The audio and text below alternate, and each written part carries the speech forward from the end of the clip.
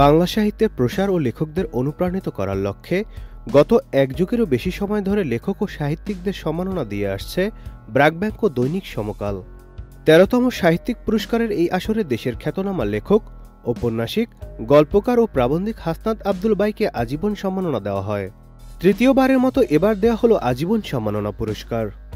আমিনুল ইসলাম ভূঁইয়া, ধ্রুবয়েশ এবং উম্মে ফারহানা জিতে নিয়েছেন ব্র্যাক ব্যাংক সমকাল সাহিত্য পুরস্কার।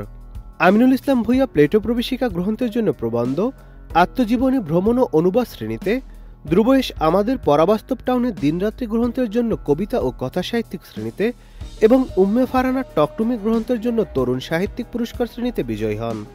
৪ জুলাই ২০২৫ ঢাকার প্যান প্যাসিফিক সোনারগাঁও হোটেলে এক বর্ণাঢ্য অনুষ্ঠানে বিজয়ীদের নাম ঘোষণা ও পুরস্কার বিতরণ করা হয়।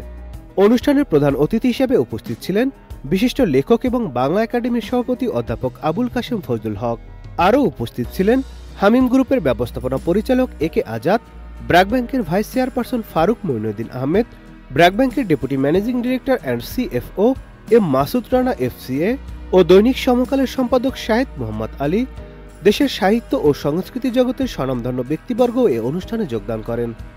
আজীবন সম্মাননা পুরস্কার বিজয়ীকে পুরস্কার হিসেবে ৫ লাখ টাকা, প্রবন্ধ, আত্মজীবনী, ভ্রমণ ও অনুবাদ, কবিতা ও কথা সাহিত্য এ দুই শ্রেণীতে প্রত্যেক বিজয়ী পুরস্কার হিসেবে ২ লাখ টাকা করে পান এবং তরুণ সাহিত্যিক পুরস্কার বিজয়ী পান ১ লাখ টাকা।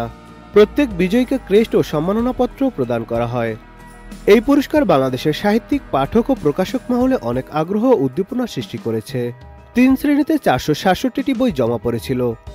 সাহিত্য প্রসারের উদ্যোগ সম্পর্কে ব্র্যাক ব্যাংকের ভাইস চেয়ারপারসন ফারুক মঈনুদ্দিন আহমেদ বলেন, এই পুরস্কার ইতিমধ্যে দেশের সাহিত্য জগতে একটি অন্যতম মর্যাদাপূর্ণ স্থান অর্জন করেছে। এই পুরস্কার দেশের লেখক ও সাহিত্যিকদের, বিশেষ করে তরুণ লেখকদের অনুপ্রাণিত করেছে, আর পাঠকরা পাচ্ছেন রুচিশীল বই পড়ার সুযোগ। Nadim Hasan, channel I.